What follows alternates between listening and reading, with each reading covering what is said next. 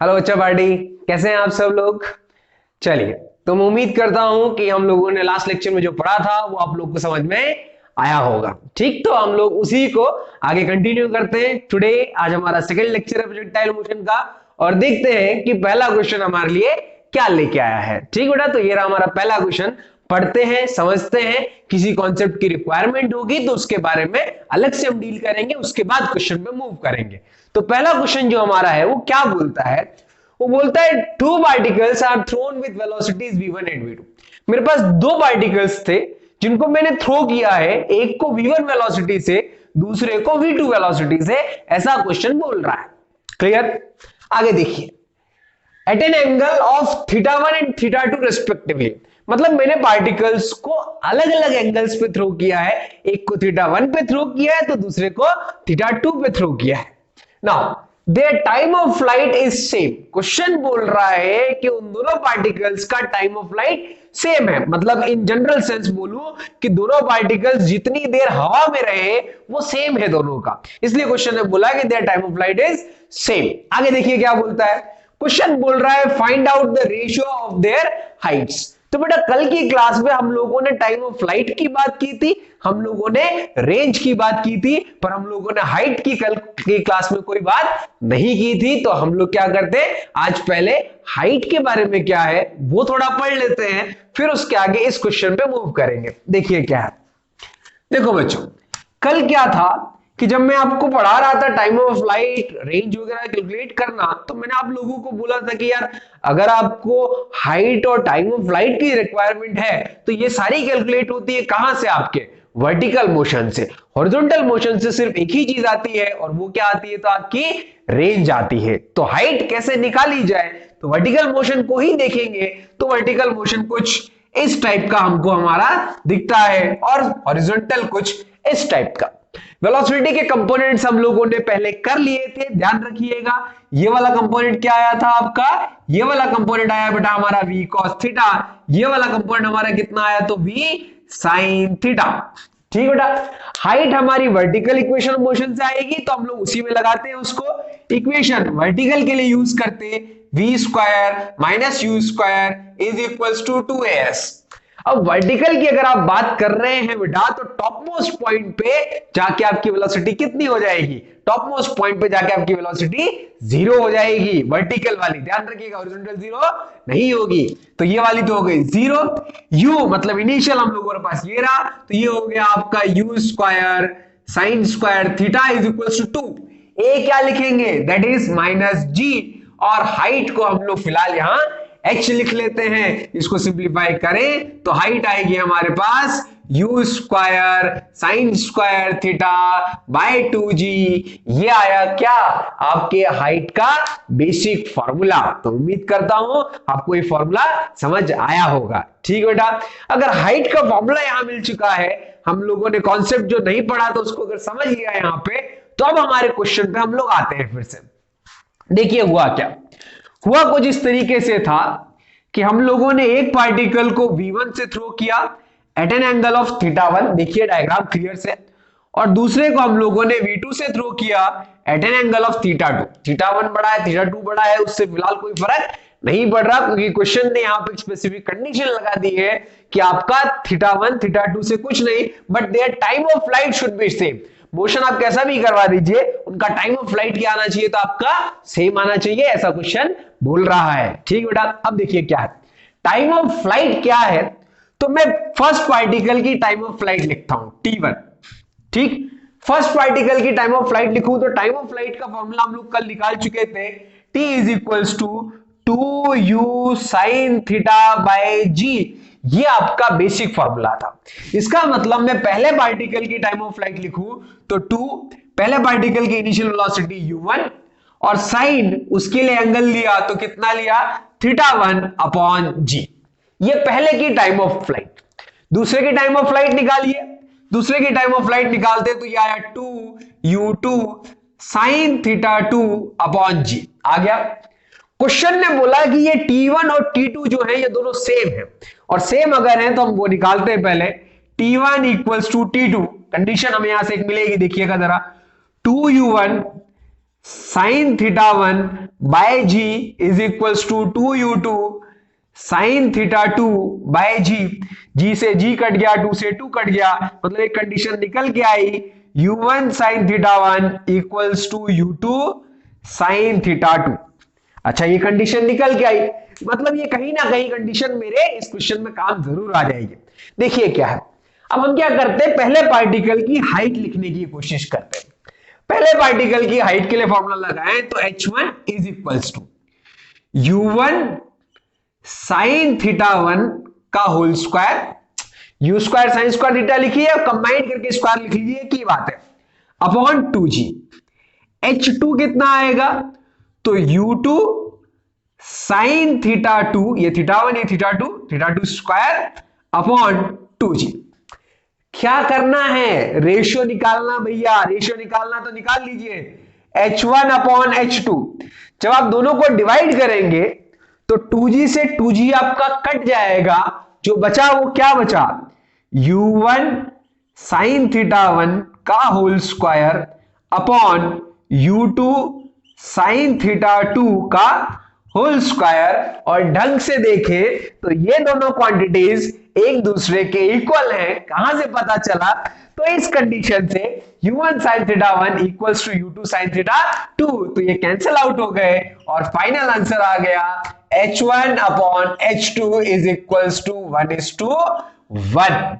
मतलब ध्यान रखिएगा, एक इंपॉर्टेंट चीज यहां से आई कि अगर आपका T1 इक्वल्स टू T2 है तो H1 इक्वल टू H2 जरूर होगा। यह अलग से इंपॉर्टेंट पॉइंट है, इसको अपने एग्जाम पॉइंट ऑफ व्यू से याद जरूर रखें। अगर टाइम ऑफ फ्लाइट सेम है मतलब हाइट्स सेम होगी, उल्टा भी बोल सकते हैं, हाइट सेम है इसका मतलब टाइम ऑफ फ्लाइट भी क्या होगी आपकी, सेम होगी। ठीक बेटा, तो मैं उम्मीद करता हूं ये क्वेश्चन आप लोग को समझ में आया होगा। So let's move on to the next question. थोड़ा ये रहा आज का हमारा दूसरा क्वेश्चन। देखिए क्या है, कॉन्सेप्चुअली इंपॉर्टेंट है, बहुत छोटा सा क्वेश्चन है, बहुत जल्दी इसका आंसर आ जाता है, पर उसके बारे में हमको पता होना चाहिए कि क्वेश्चन सॉल्व किस तरीके से हो रहा है। तो देखिए पहला, ये सेकंड क्वेश्चन आपको क्या बोलता है, a particle is projected at 60 degree to the horizontal.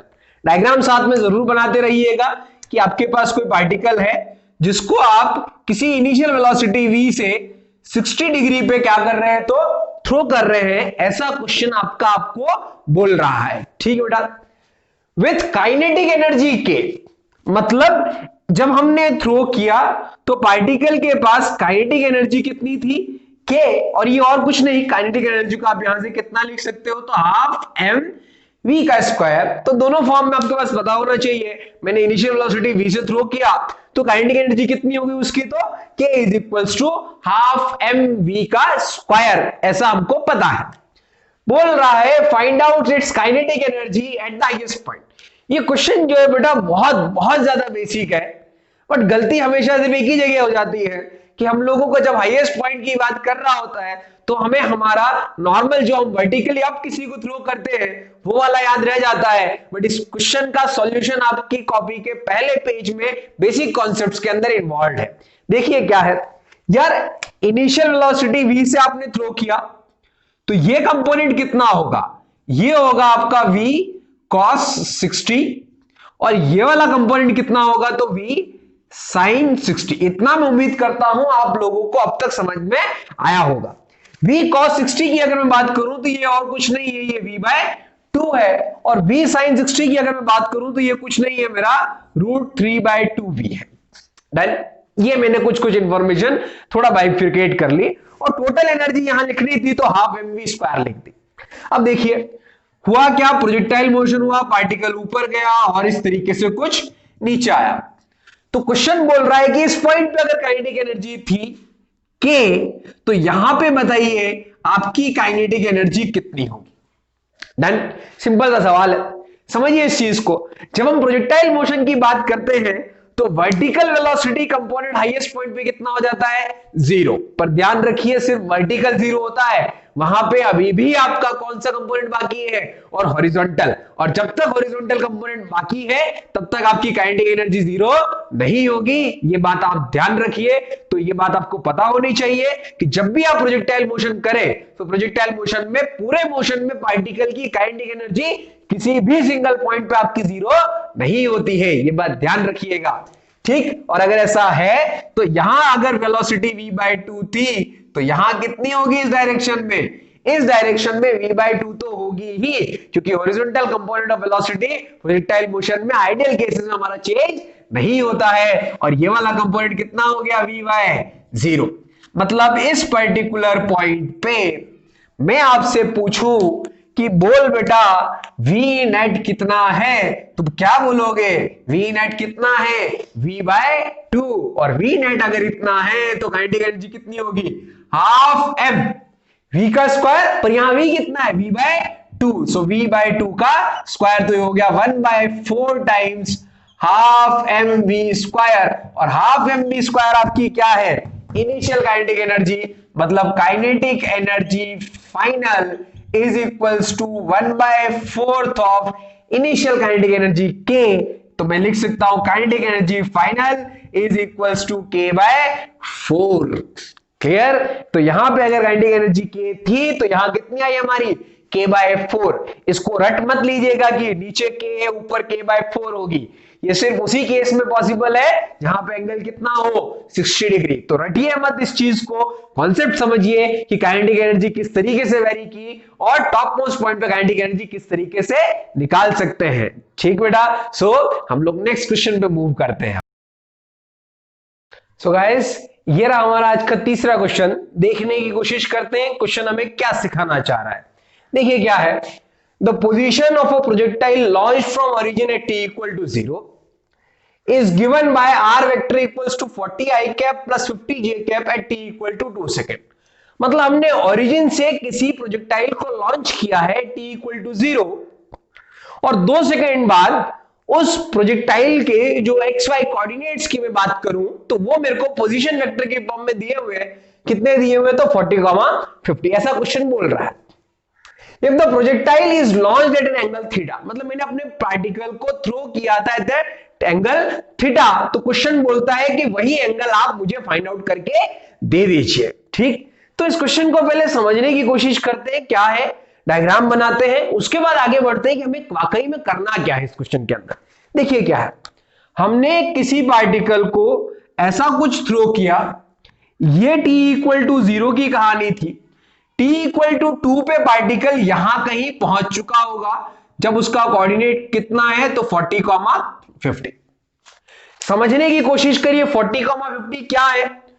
तो 40 जो है बेटा वो बेसिकली आपके पार्टिकल ने x के अलोंग जितनी डिस्टेंस ट्रेवल कर ली, हॉरिजॉन्टल डिस्टेंस, वो आपका x कोऑर्डिनेट हुआ, और वर्टिकल में जितना गया वो उसका कौन सा कोऑर्डिनेट हुआ? तो y कोऑर्डिनेट। ऐसा क्वेश्चन बोल रहा है। अब यार देखिए, हमें नहीं पता कितने एंगल पे इसको थ्रो किया, तो हम लोग मान लेते हैं कि u वेलोसिटी से थीटा एंगल पे थ्रो किया। इसकी कुछ हॉरिजॉन्टल वेलोसिटी होगी, उसको ux मान लेते हैं। इसकी कुछ वर्टिकल वेलोसिटी होगी, इसको हम uy मान लेते हैं हमारी सहूलियत के लिए। साइन थीटा, कॉस थीटा वगैरह बाद में ले आएंगे जैसा भी आना है। अगर थीटा है तो ध्यान रखिए यहां से टेन थीटा निकालना कोई बड़ी बात नहीं है। टेन थीटा क्या होता है? Perpendicular upon base. यहां पे परपेंडिकुलर कितना है? uy upon ux। ये uy ux इस पर्टिकुलर इंस्टेंट का है, जो कि इस पर्टिकुलर इंस्टेंट का एंगल थीटा देगा। अगर आप बोले सर 50/40 कर लो, तो भैया वो ये थीटा नहीं देगा। ये जो वाली लाइन आप ज्वाइन करोगे ना, ये लाइन जो हॉरिजॉन्टल के साथ एंगल बनाएगी उसका एंगल देगा, जो कि हमको नहीं निकालना है। हमको तो प्रोजेक्शन एंगल निकालना है कि कितने एंगल पे हमने हमारे पार्टिकल को क्या किया है? थ्रो किया है। इसका मतलब इस क्वेश्चन को सॉल्व करना है तो uy और ux आ गया तो मुझे tan थीटा मिल जाएगा, और tan थीटा मिल जाएगा तो एंगल ऑफ प्रोजेक्शन भी मिल जाएगा। ठीक, उसके लिए हम लोग हमारे कुछ बेसिक सी चीजें लगाते हैं। हम लोग पहले काम करते हैं किस में? हम लोग पहले इक्वेशंस लगाते हैं हमारे हॉरिजॉन्टल के अंदर, क्योंकि उस केस में मेरी वेलोसिटी चेंज नहीं होती है तो हम लोग फॉर्मूला यूज कर सकते हैं, क्या चीज, distance equal to velocity into time.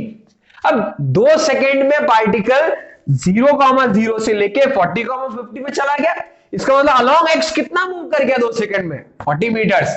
तो डी कितना 40, वेलोसिटी कितनी यूएक्स, कितने टाइम में, तो 2 सेकंड्स में। तो बेटा यूएक्स कितना आ गया आपका 20 मीटर पर सेकेंड। चलो बहुत बढ़िया, एक वैल्यू तो कम से कम मिल गई। दूसरी निकालते हैं, दूसरी हमारी आएगी किससे, तो दूसरी हमारी आएगी हमारे वर्टिकल से।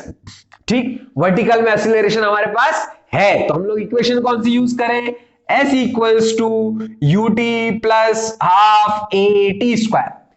वर्टिकल में डिस्प्लेसमेंट नीचे से गया भैया ऊपर, अभी तो कितना हुआ प्लस का 50, u की जगह यू वाई, t की जगह हमें पता है 2 सेकंड में सारा काम हुआ है तो 2, यहां माइनस आएगा क्योंकि a की जगह हम -10 पुट करेंगे, तो हाफ इंटू 10 इंटू 2 का स्क्वायर।